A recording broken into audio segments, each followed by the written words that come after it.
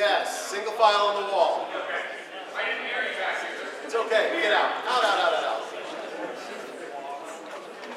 All right, ladies and gentlemen, I gotta tell you one thing. We're doing this as carefully as we can to avoid the fire marshal's wrath. However, if the fire marshal gets pissy, we have to do what they say. So a couple of things we have to do is we cannot block doors. Okay? Those doors are fine. Those are internal doors. That doesn't matter. Those are exit doors. Okay? We are attempting very strongly to not piss off the fire marshal. Help us out by not blocking doors, by making sure there's an aisle on all sides. If you're kept your feet, if you're not, that's fine. And that there is a clear path of egress for everybody. Is that clear to everybody? Does that make sense? Okay. Because my boss gets pissy, it's a whole long thing. You know, it's a detail thing. I'm happy. I'm glad. Anything else? Okay. Y'all are lucky. This is going to be an awesome talk. I might hang out in the back. We'll see. Thank you. Don't block the door. I won't block the door. Thank you.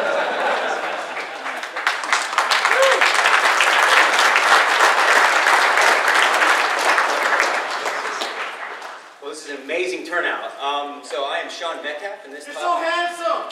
Thank you. I work hard at it. So this talk is from workstation to domain admin. A little bit about myself. I'm the founder of TriMark, a professional services company that helps organizations better secure their Microsoft platform, including the Microsoft Cloud. I am a Microsoft certified MCM Master of Wait Directory a Services. second, hold up. You are not Sean Metcalf. I'm Sean Metcalf. I swear you do a talk about like securing administration and you get someone impersonating you. It's crazy. So I'm Sean Metcalf, founder of TriMark. Thank you, Jason. Microsoft Certified Master in Active Directory. I've spoken at a number of conferences, security consultant researcher, and I have posted a lot of information on adsecurity.org. Hopefully you know it. If you've been there, have used it, raise your hand, please. Awesome, thank you. If you're not raising your hand, talk to the people that were raising their hand and find out why. Also, in a tradition that started in Vegas at Black Hat and DEF CON, my daughter asked me again to bring Bunny. And then my other children were like, hey, can you bring our animals too? So hopefully I don't have more kids because this is going to get really crowded up here. But there's a couple of things that have changed recently, so I probably need to update the slide, and I'm an MVP again. So thank you.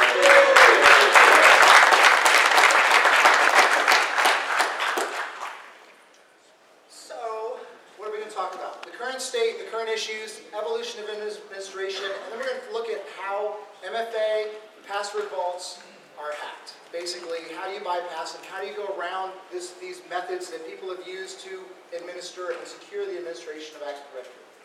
And we're going to close out with building the best defenses, or attackers find a way to DA. So the current state of security, it is much better than it used to be. We have more security software, we have event logging, we have SIMs that are getting events, getting information. We're looking at those. We may be overloaded by events, but we still have it. There's vulnerability scanning that is done to highlight some of the issues.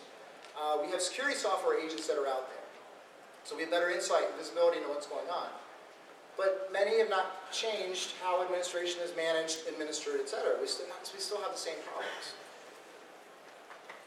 And in the beginning, we have a workstation. We have a happy user doing what they normally do. They could do everything they needed to without too much external support. That changed, and we added more people because we have desktop support. We need other people to help out with problems, install software, fix things, right? And then we decided it was too difficult to have a bunch of people running around trying to fix problems every time a user clicked on the wrong thing or deleted something, so we added agents for patching and management. And this expanded, so on and so forth, and now we have whole operation centers to manage and monitor this whole situation. But what have we done, really?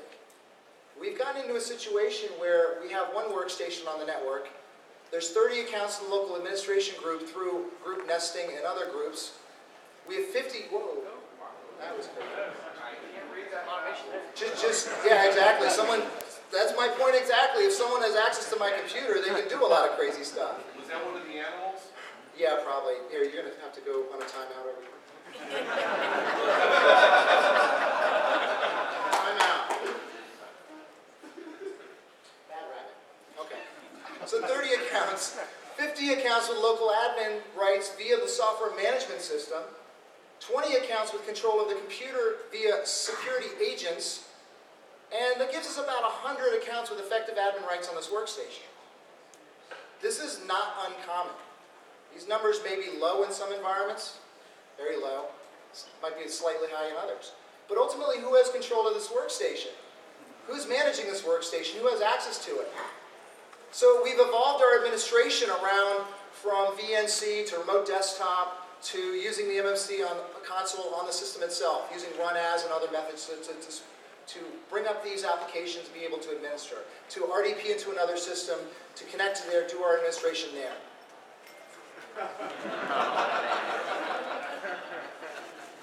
I only have 45 minutes, 50 minutes to do this talk, so I'm going to get to that. I get through a lot of content first. Thanks, Dave.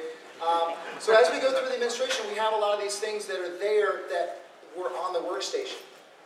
And the problem is there were admins everywhere. We had users in domain admins. We had local administrator accounts with the same username and password. Many environments still do. So we end up in a situation where admins are everywhere. It proliferates. Like a bunch of ostriches. They just show up and you don't know why they're there. So this resulted in a situation where we have a target-rich environment, where we have pen testers and red teamers that are just basically plucking out the salmon as they jump into our mouths. It is way too easy. If you're a red teamer here and you think that things are hard to actually exploit an environment or get DA, raise your hand or clap. Wow, the sound of silence is deafening. So we still have problems. Why? Because a lot of the times we have our old school admin methods which are still in use. Credentials and LSAS, credentials and LSAS, credentials and LSAS on the remote server. And as our illustrious keynote speaker, Mr. Benjamin Delpy, talked about, using Mimikatz, you can dump these credentials and get them fairly easily. You need admin rights, but come on, it's not that difficult to get admin rights on any given Windows box at any given time, so that's not a high bar. Many users still have admin rights. So the newer secure admin methods are supposed to solve all this, right? We have a situation where we are connecting into an RDP server, or we're not using our run as anymore, hopefully. We aren't using our MMC locally on this workstation. We're going to connect into that other server using our RDP client. And so we're going to type in our credentials and connect to it. And maybe even we're going to use MFA, something like Duo, so that way we have some strong authentication that we know that when we connect to it, it is the admin that's actually connecting to it. But the challenge here is that we have concerns about those credentials. So what do? We then use something like a password vault. So Dichotic Secret Server or CyberArk are the two bigger ones that we see a lot of times, usually more CyberArk, but still. But there's problems here. We have not solved the real problem. Even if we're using MFA, even if we are using a password vault, we haven't really solved that problem. Because we have our user account on our system, but then we're typing in our credentials to connect to an RDP server. We're still typing in credentials on a regular workstation that potentially 100 other people have access to and can get admin rights on. So let's go through a couple of scenarios where we type in, we connect to our RDP server, and then all of a sudden there's this really weird temp file that gets dropped to the C drive. I don't know what that is. Maybe I never even noticed it. But what had happened is that there's a WMI implanted task on the system that an admin dropped, or someone who is an outsourced admin. And what it's looking for is mstsc.exe. And as soon as it sees this, it's going to run this innocuous script called sccm healthcheck.ps1. But this is not the altruistic script that it sounds like. It's actually going to be running this PowerSploit function called gets keystrokes. And so what it's doing is it's key logging from PowerShell everything you type in once you pull up the RDP window. And so that means if we open up this temp file, we're going to see something like this, which is going to outline and show us every single character that we've typed in order on that system, or on that system to connect to it. And we can go through and look through all this, but I prefer to use PowerShell and just go ahead and pull that together so I can see exactly what was typed in, which makes it very easy. There's another problem is that we have had the situation where we have a lot of legacy and old configuration of administration that's out there for a while. The default domain controller's group policy is one of the biggest sources of gold for an attacker I have ever seen on a network. Now that organizations have started reducing and removing members from domain admins, which is good, they don't check user rights assignments in Active Directory. And this is very difficult to read. I don't think anyone in the front seat could read this, but this is to point out that there's a lot of settings in here that you definitely want to look at, because there are a ton of security issues in this test environment. And these are indicative of what we find when we do security assessments for customers. And one of these is allow logon locally in this GPO. So if you see something like that, where domain users is a member of that group, of that right, this is domain controllers. That means any user in the domain can actually log on to that domain controller. So what does this mean? Maybe they could walk up to the console of the domain controller, but if your domain controllers are in a data center, then they probably can't do that, so we're good, right? Well, what if we can get remote local access, like something like a VM console or ILO? And let's say hypothetically that maybe there was a vulnerability in ILO, and that hypothetically people don't actually upgrade their firmware or patch ILO after they install their servers, because they never do. I worked in operations for a long time. I never wanted to install firmware updates unless I had to. This patch has been out for a year. So the team that discovered this was from Airbus, and they realized that all you had to do was send a bunch of A's to overflow, and then you could get into the ILO system, and you can get RCE. So really, this is brought to you by the letter A. So I thought that was a really clever joke, right? And I posted this slide on Twitter, and I was like, yeah, this is great. You know, a bunch of people had retweeted it, like, that's pretty funny, letter A. This one guy is like, hey, Sean, you forgot the obvious. Would have been better with the fonts. So Rob Campbell, thank you very much. Hey. But then Sam was pointed out, actually there's a new one on ILO that came out this year that I completely missed. And so there's another issue that just came out in June. So it's important to understand that if you have ILO, it needs to be on an out-of-band network. It's not supposed to be on the same network as everything else, but you'd be surprised how often that actually happens.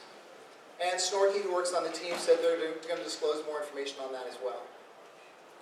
So like I said, if you can log on locally on a DC, then you can log on. If you also have the ability to log on through terminal services or RDP, then yeah, you can RDP and log on to the domain controller over the network. And this server tier 3 configuration here is actually fairly common. It's more common than you would think it would be. And who's a member of server tier 3? We got this guy, Eddie, who's in the users OU. Well, guess what I can do now? I compromise Eddie, and then I can log on to the domain controller and do fun things there. So fun fact, on HP servers, there's actually a CHP folder, and sometimes, all the time, there's a service that runs an executable from that location, which I believe is writable by the user. So manage auditing security logs, it's another big one. You'll always pretty much see Exchange in this, but Microsoft points out that anyone with this right can clear the security log.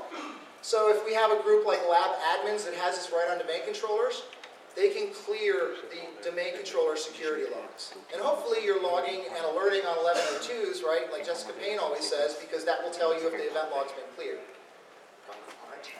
And so some environments have gotten a little trickier, so red teams and pen test teams have to actually identify what rights or how are those admin accounts configured.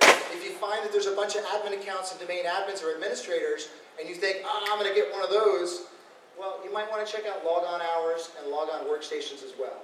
Because if they have these configured, you're not going to be able to use these accounts just about anywhere on the network, per se. So there are some restrictions you want to start looking at, especially as some of the more the deceptive technologies are used more, as well as administrators are starting to lock down and better protect those accounts. These are not necessarily the best way to do it, but it is the first step of something you can do to help mitigate the issue of admin accounts getting exposed. What about MFA? So if we MFA the RDP, we get RDP that's MFA, we get our RFA and our MFA and our RDPs and all these acronyms, we put them together and we get security, right? Just one big security suit that's perfect. So we take our RDP, we put MFA on it, and we're good. Well, I'm not picking on Duo, although they are part of Cisco now, so maybe it's fair game, I don't know. But if we have Duo's great because it pops up this message on your phone. And then you can say approve or deny, which is nice, right? And so we have some information about it. We have the IP address, what the user account is. I look at it and go, yeah, I just attempted to do this authentication to this RDP server, so I'm fairly confident that's me. So I click, yeah, approve. But what if I got two of these together, like boom, boom? What does that mean? Is this a race condition? Is this someone watching what I'm doing and hitting it at the same time, or has it hiccuped? Now, I'm a security guy, so naturally I would think this looks weird. But we've all done stuff before we've gotten coffee that we probably thought that wasn't a great idea, right? So, boom, approve, wait a second, what did I just do? I think it just hiccuped, maybe that wasn't a big deal. I hope it wasn't a big deal, I'm sure it's okay. And what if the attacker sent the first one and the second one was mine, the legit one? So that makes it a little bit more complicated. And what if we have a situation where we're actually authenticating through ADFS? There could be a hiccup there. We are authenticating through that to a couple of different systems. What would happen with that? What if we don't even unlock our phone? Well, that's going to look a little bit differently. We're going to just see this basic information.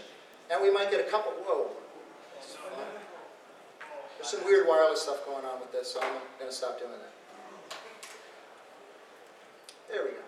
So what if we got a second one? What if we got a third one? Like approve. I don't know. I don't have any details there. And unless I actually get into the phone and look at the details behind it, because Duo gives an IP address and some additional information around it, I don't know what's actually happening. So if we're attempting to subvert MFA and kind of creep through it without anyone noticing, there's a few things that we could potentially do. Let's say that Acme has enabled our users to update several attributes through a self-service portal. A lot of large organizations have this. So they do the usual ones, phone number, work address, mobile number, or work-specific attributes, or whatever. Some people see where I'm going with this. And so they have 555-1212 as their mobile number, which works fine, which isn't used by anything in this organization that anyone really cares about for the most part. So let's say the attacker changes it to 8675389. And what's interesting about Duo is when you get into the system, you have a couple of options. And one says passcode. If you click on this, it says, send me a text. And it'll use that mobile number in a lot of organizations as associated with the user account for admin authentication. This is fairly standard based on what I've seen. And so if we have a situation where the attacker can change that mobile number that's used, when you click on this and say, send me a text, I now get a text to my phone instead of the admin getting a push to theirs. And so the admin will never see this. The same thing with others, like Okta. It's a similar situation. Text is almost always the fallback, almost always the backup.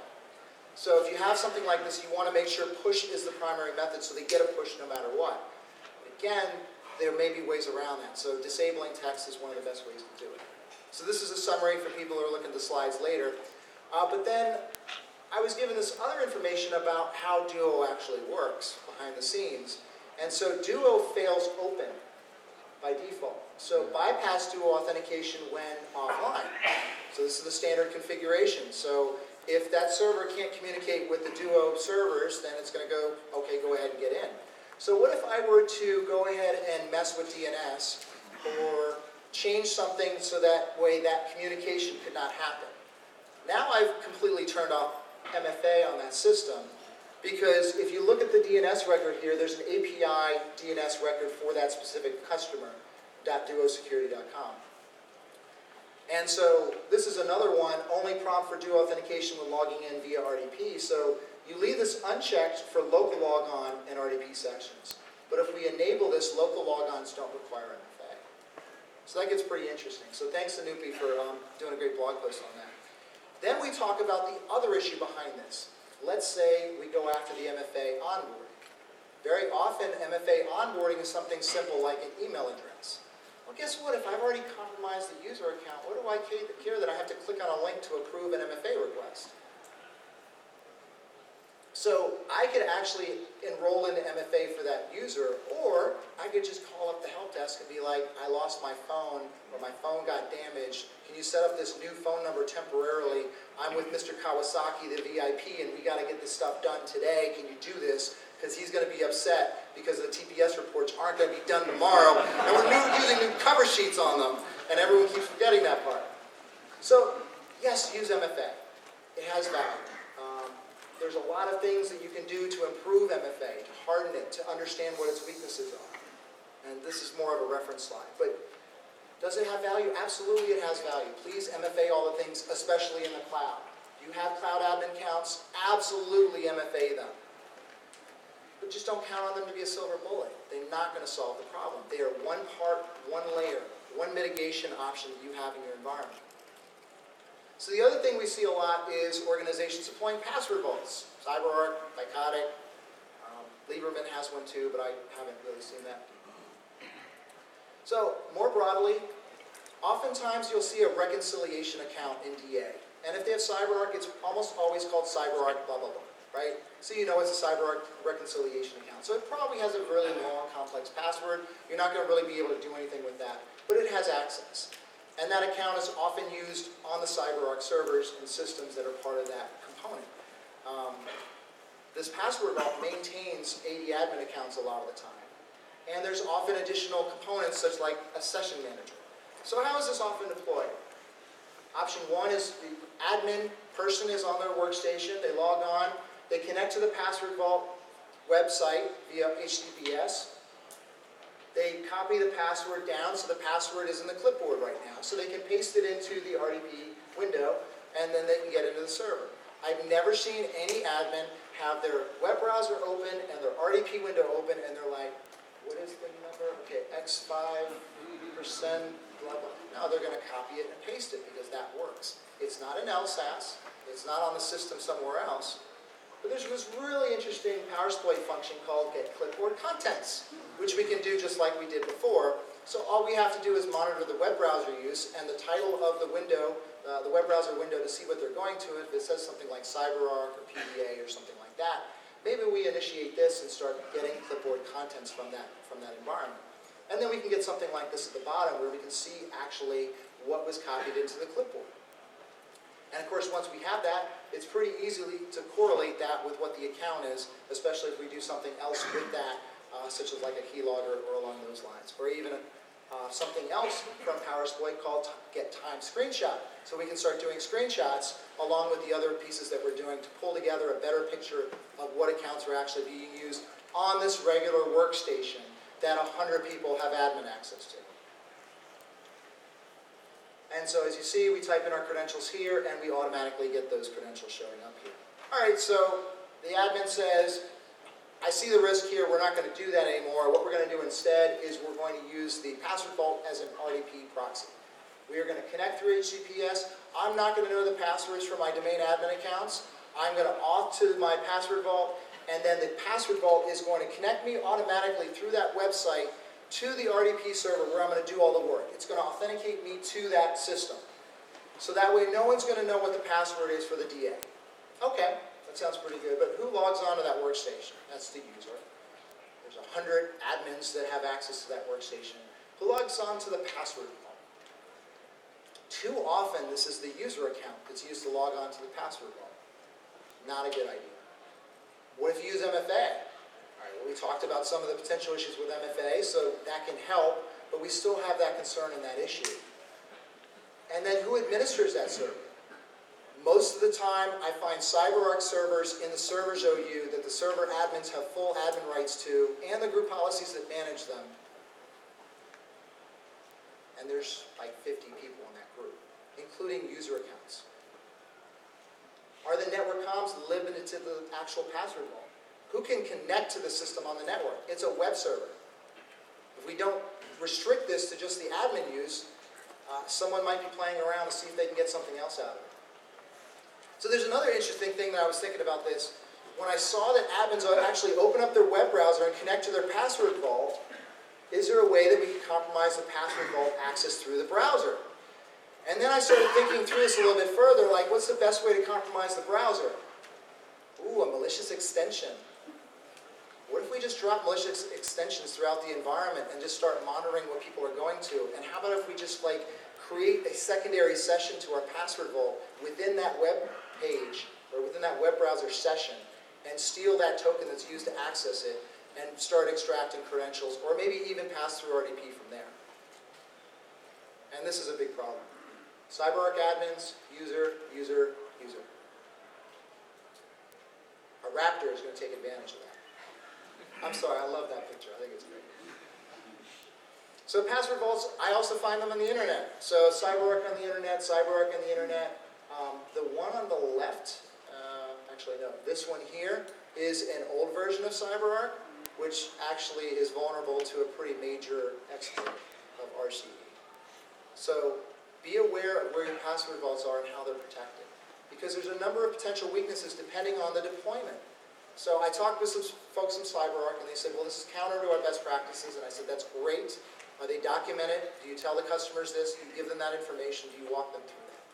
Because 80% of the time, this is what we find. CyberArk has domain admin credentials, and yet users have administrative rights to CyberArk, or can connect to it. So the vulnerability I was talking about, basically there's a REST API prior to 995 and 10x, which allows remote attackers to execute arbitrary code via serialized.NET objects in the authorization HTTP header. So RCE, but also they can mess with it and say, I've authenticated as the admin, the password vault admin. Now I get in, now I want all the password vault data. So if you have CyberArk, make sure you're patched against it. This is some information about it. I've got the link at the bottom for more reference and material and information. So a question I get a lot, I'm hanging out at the Trimark booth afterwards if you have questions. This is one I get a lot. What about the admin folders? What about the red folders?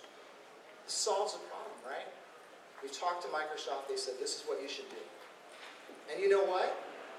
They're right. The red forest can solve some problems, can solve some issues. The issue of 80 admins with their credentials spread out throughout the entire environment and not being well protected, DAs, etc. This can help with it because what we're doing is moving those to this admin forest, this ESE. And there's some key components to this of how it actually works. We've got high security configuration, we've got network isolation, we have to use PKI in this new environment, we have smart cards, we're rotating password hashes, they're not in an admin group full time. We can take a lot of these good best practices and port those over to what we're doing in our production AD environment and isolate our admins into an OU and on different systems. So we can take a lot of these great concepts and harden what we already have. Because there's some pros and cons to this.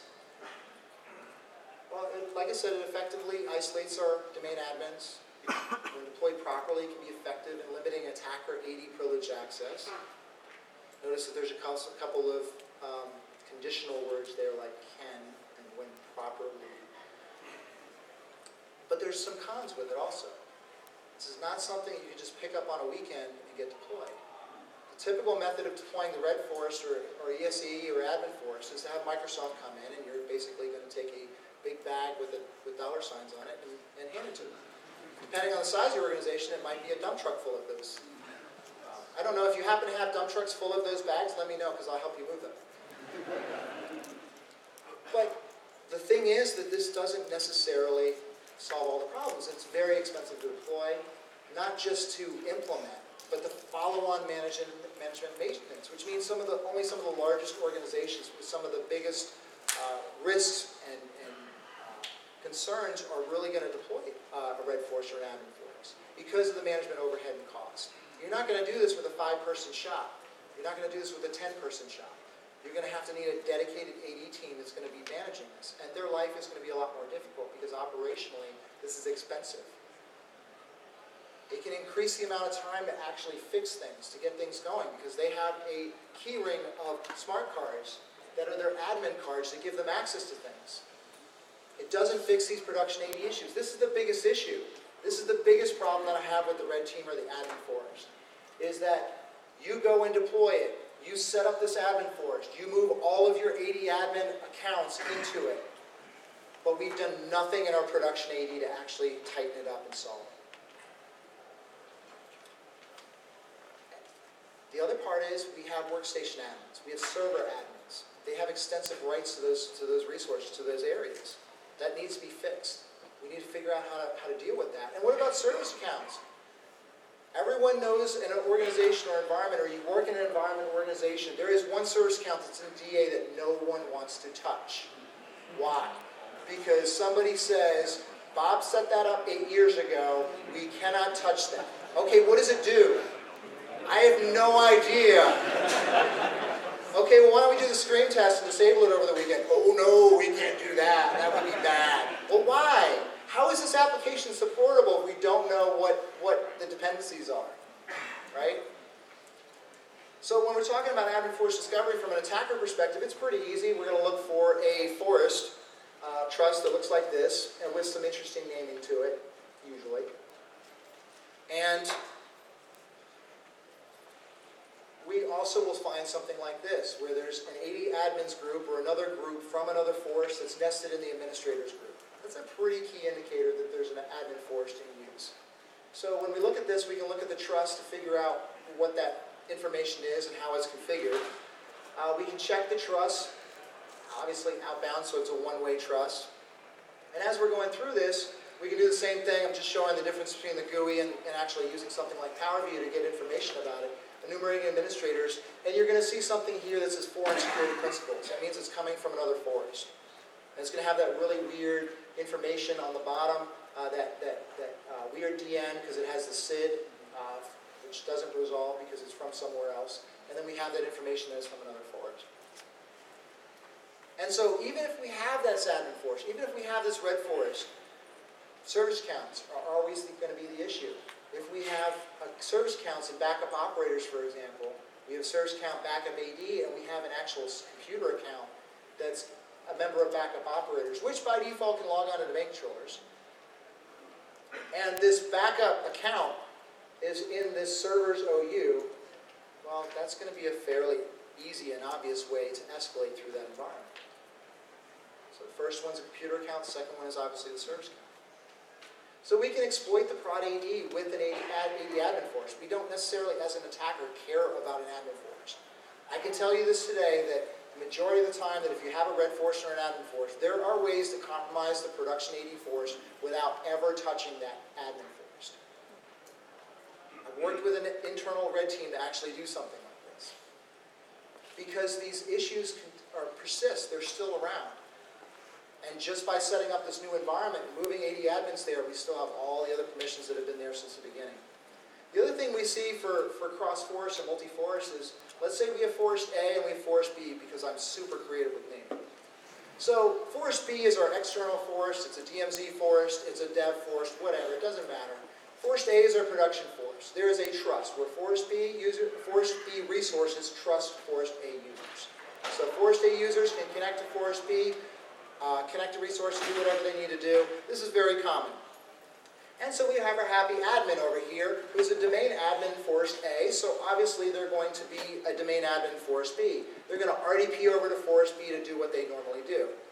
But if forest B is compromised, when you RDP into another server, you drop your credentials on that server.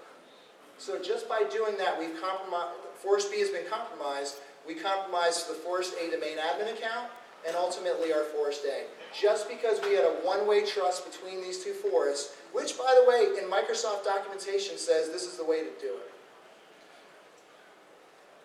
We need to be careful of these sort of configurations. We need to ensure that if we have cross-forests or multiple forests and we're doing cross-forest administrations, we do not have the domain admin in one forest, our production forest, our trusted forest, also administer that same account, administer that other forest. We either want a separate forest account on the one side or a different forest account on the other side. So how can we defend against this? How can we protect our environments? Well, we need defensive pillars. We need administrative credential isolation and protection. We need to harden our environment, our administrators. We need to reduce and limit our service account rights.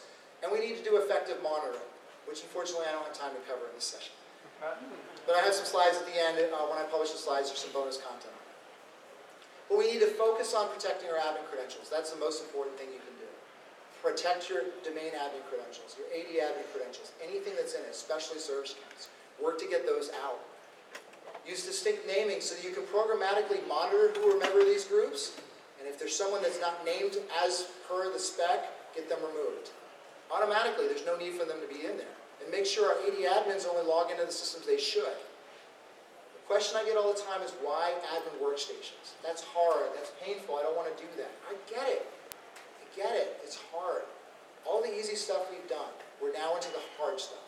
We need to have a separate workstation because of this issue where there's 100 admins on any given workstation in an environment. Because the security tooling is not going to catch everything that an attacker is going to be doing. Because keep in mind that any agent that's installed that can run or install code makes a chain of attack from one management system into that system that you're using. So if you have an admin workstation that's being managed by the same SCCM system that manages all the other workstations, you have not solved the problem. So we want to make sure they're isolated. We want to disrupt the common attack playbook. So the system configuration is going to be separate administration, separate management, auto-patching. WSUS is a great way to do this. That way you don't have to implement a second SCCM for this. But we want to protect it. We want to firewall it. We want to lock it down. And this is the standard Microsoft tiering model slide, which you probably have already seen many times. And every time I talk to customers about this and I show them this slide, this is what I get. Like a very subtle no. So anyone that's been in Hadnagi's classes or talks, you know that that means that I'm not doing this, I stop listening to you. So let's simplify it. Let's start with the part that really matters, our tier 0, our domain controllers, our domain admins. It's difficult to implement this. It's costly. People don't want to. It's okay to do part of it. It's okay to get some of this done. Because everything we do makes it harder for the attacker to do what they're doing. We want to implement tripwires. We want to make it hardened and more secure. We want to make sure that our tier 0 contains domain controllers, privilege accounts, ADFS, which is doing authentication. Too often we find ADFS servers, again, treated like regular servers. This is your authentication pathway and gateway into all of your cloud services. They need to be protected like DCs. Azure AD Connect servers, especially when you're synchronizing password hash data, they're like junior DCs for your environment. Password hashes are flowing through them every 2 minutes. PKI, etc. Convincing admins is tough because when you say, okay, admin, from now on you have to have a user workstation and an admin workstation, and that needs to be implemented by the end of the year. Guess what's going to happen? Okay, fine, got it, not a problem. So I've got this priority 1, this priority 1, this priority 1, this priority 1. And by the way, this is senior VPs and executives that told me these are my priorities, so guess what? I will put yours in the appropriate prioritized location. And I'll talk to you in a year or 2 about this. Because they're the ones that need to implement it, and they are not going to be happy about implementing it because it makes their life and job more difficult. So it's important to collaborate with them, work together as a team, talk about the problems, the challenges. Hey, I saw this guy at DerbyCon talking about this. It seems like a pretty big deal. I know we have MFA, I know we're using password vaults, but like, look at some of this stuff. This seems like it could be pretty bad. What can we do together to solve this? How can we come together with a good solution that's going to be workable in our environment? How do we talk to our managers and talk about a good way to move forward with this situation? Because ultimately, we need to convince our management too. We need to explain that if you don't want to be Sony, Target, Equifax, and I apologize for those that work for those companies now, but if you don't want to be in a situation like that, where you're in a breach scenario, where you're paying incident responders $500,000 an hour for months, it's very costly to go through that. You want to fix this problem now before it becomes a big issue. So you can make this workable. There's a couple different ways to do this. Ensuring it's a separate physical server or physical system is the best way to do it. But you could also have one system with a host OS and the guest VM that is your user VM. And you just use the host OS to RDP into an admin server. I'm not giving you the solution, I'm just giving you some ideas of how you can think about this. You don't want to be typing in your admin credentials on the keyboard that is on an untrusted system. You don't want to go through an untrusted system like a user environment to get to a trusted system because those credentials could be exposed. So something like this where you have the admin workstation with the user environment VM, the regular user account is what logs into the VM, and we call this a transition account. It's an account that's not privileged, but it's not the user account that logs on to this workstation just to then connect to an RDP system with their standard AD admin account. That way we protect the credentials. We harden this method of administration. If you have a password vault, it works very much the same way. Regular user account in the user VM, transition account in the admin workstation to the password vault, which then potentially, hopefully, is MFA'd and would then proxy over to RDP. And the deployment of admin workstation should be at 80 admins first. So I want you to focus on that first. I know this is hard. It will have one of the biggest impacts in your environment, along with doing the other good things like cleaning it up. But you don't want to forget about your virtual infrastructure. Most of the environments we walk into, people don't know who all the VMware admins are. There could be user accounts in those groups. We find user accounts in those groups, cloud admins, etc. So this is the new standard, making sure that these 80 admins are well protected. But ultimately, we also need to reduce and limit our service count rights. Too often they're in domain admins. So I did a lot of research on this. I went through and looked at a lot of product vendor documentation, which, let me tell you, is just thrilling. Highly recommended. And a pattern emerged for what the service accounts or rights that are required for every account that was out there. And it became very clear to me, and hopefully I can do a little bit of Vegas magic so it becomes clear to you, but I found that every one of these required domain admins. Every one of them, even if they don't actually need it. And so what are some of the biggest children with this? Vulnerability scanning tools. Almost every organization of a certain size has a vulnerability scanning tool. They use one of the big three, right? They scan with a vulnerability scanning account for authenticated scans with admin rights because they have to be able to look at reg keys, etc. Well, when they run as a domain admin, they're scanning workstations, servers, domain controllers. If you have unconstrained delegation in your environment on a server, on an account, when this vulnerability scanning tool hits it, guess what? The Kerberos TGT is dropped into memory on that system. This is dangerous. We want to separate these out. At a minimum, make sure your vulnerability scanning tool is only scanning user accounts.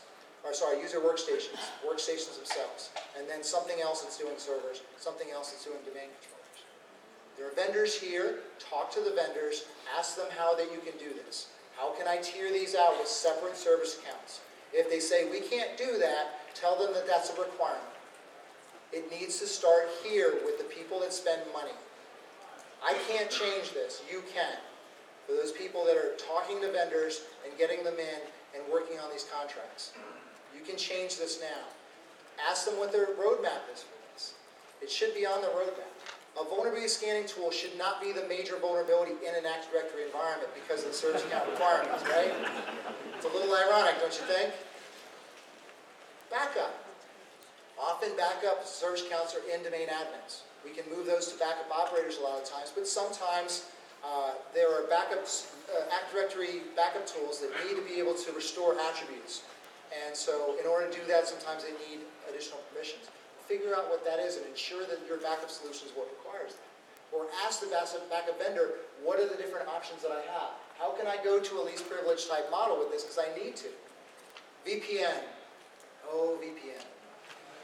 Way too often do I find VPN service accounts in domain admins. Why? Because we need to change the password for users when their password expires, and they can't actually VPN and change their password, so it's a catch-22, so domain admin. Problem solved. Like, I'm good, right? No, we can delegate those rights. It's very easy to delegate the rights to change passwords for users for a VPN service account. And SQL. Oh, wow. Yeah, still today, SQL service accounts are in DA. Or just as bad, the default administrator account in the Active Directory domain has a service principal name associated with it for a SQL service that isn't around anymore.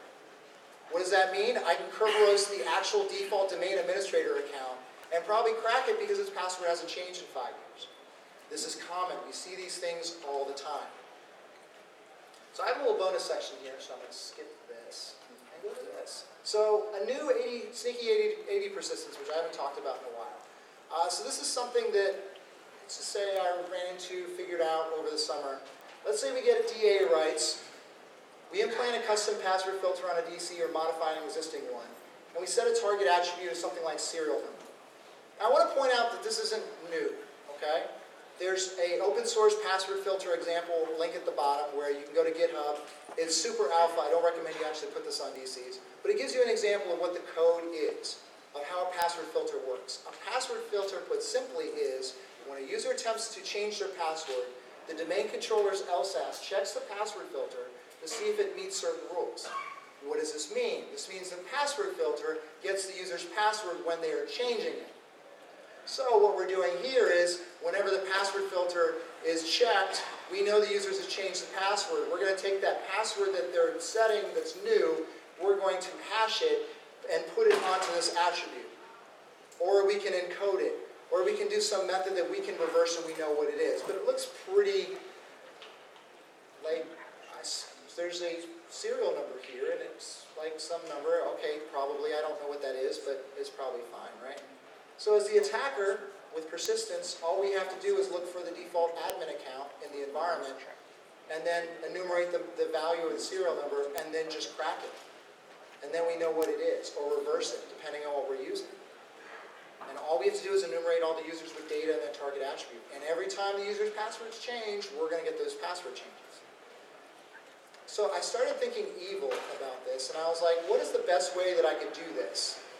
What would have the most impact? I mean, obviously that's bad, sure. But what if I could go after something else that really doesn't change very often? That could be kind of wicked. I get the CryptGT password hash, or actually the actual password, and then it's not going to change for a while. So again, I didn't come up with this. I ran into this, figured something out, and then I saw that Viter Attack actually had a full piece of information on the bottom where you can read about it. And apparently there's ransomware and some other things that are actually leveraging this. So you definitely want to check to see what password filters are installed, or that what you have installed is the same thing that you installed. So to wrap up, traditional AD administration has to evolve. We've got to do better than what we have before. It's hard. But there's priorities to this. Remove accounts and service accounts from AD privilege groups that don't need to be there. Protect and isolate our AD admin credentials because those matter tremendously. Work on these hard things. Work on removing these permissions and checking to make sure these permissions get cleaned up. I'm going to have this slide deck on presentations.adsecurity.org at some point after this talk, this weekend. That's been my time. Thank you so much for yours. I appreciate it.